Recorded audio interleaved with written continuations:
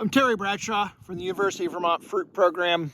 It's April 25th, 2024. We're out here in the orchard in South Burlington, the UVM orchard. We're a little concerned today because it got pretty cold overnight. It was colder than I was expecting, and then a lot of folks were expecting. We had 25.7 degrees here, measured at about 4 a.m. I know some other orchards in the area measured anywhere from 25, 26 to as low as 21. We're looking at fruit buds today. The concern is that we may have had damage to the fruit buds from the cold. Generally speaking, we are around the tight cluster bud stage on the trees, and I'll show you some of the buds in a second. Tight cluster, the textbook, the general rule of thumb is that your fruit buds can handle start to see damage at about 27 degrees with substantial damage, potentially full crop loss around 21, 22 degrees. So we're going to look at a few buds and see if we saw any damage that I can find anyway. So let's flop around. Get the camera in here. This is a tall spindle McIntosh orchards.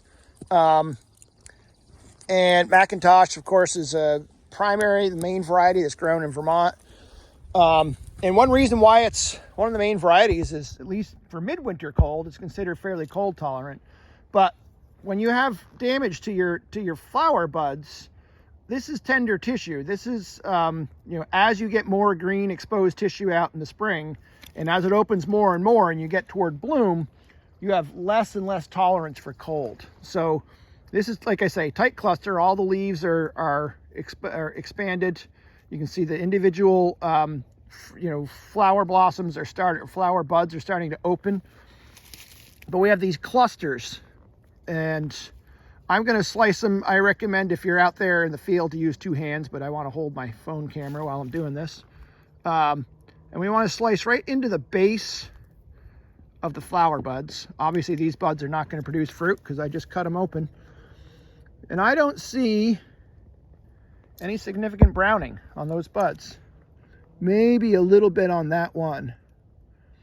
Might have cut a little bit too deep, but that one's, that's, I'm heartened to see that. Let's come over to here. I'm trying to cut into buds where I've got a lot of clusters that I would be doing, that I would need to have thinned in a month or so anyway. We have a pretty high bud count here right now after being affected by last year's freeze. Those buds look good. I don't see any browning in there at all. Go down a little further here maybe. Then I'll hop across some of the bigger trees. We'll pop in here, see if I see anything on this bud.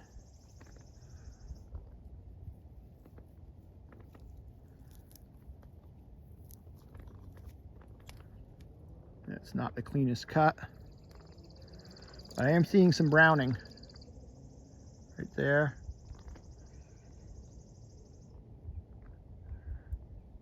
Not the best cut, but I definitely saw some browning in there. Let's hop over here to some larger trees. These are more kind of older style freestanding central leader trees. This variety here is actually a old experimental variety from Cornell, New York 74828. Nobody else grows it but us, and maybe that's how it should be. It's not a great apple, but let's see where things are looking at there. Oh yeah, I'm seeing some browning. All right, 1, 2, it's like 3. 2 of them look good. 3 and maybe the king have got some kind of damage. This doesn't mean that they're not going to produce fruit. Oh, look at this. This one's at early pink. So this is going to be more advanced. This is going to be, in theory, less cold hardy than something that's not as opened up like this is. Oh yeah, see the browning? 3 out of the 6. So remember, in most years, we're going to try to thin out from a cluster of, say, 5 fruit. We're going to thin out down to 1. So we would normally want to have 80% of our fruit come off one way or another, but we don't want to start the season this early. Oh yeah, there's damage. Looks like on all but maybe one. That's a little concerning.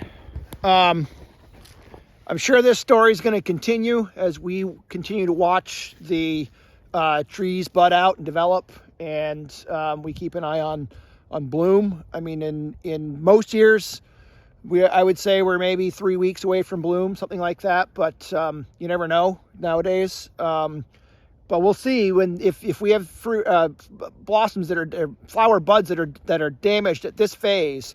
They may open and abort. They may open with brown petals. They may not even open. They may just fall off. And so we'll just have to keep an eye on things going into bloom, and particularly post-bloom thinning season to figure out how to best manage this crop. Not the best thing to see this kind of damage already. But, we're seeing varying levels here, and I recommend to growers that you go out and do what I just did, dissect some buds. And if you've got significant damage and there's potential for having to make a claim, the earlier that you can document it, the better. So be methodical, maybe do, 40, 50 buds, document the percentage of them that are damaged, and we'll check back. Thanks and good luck out there.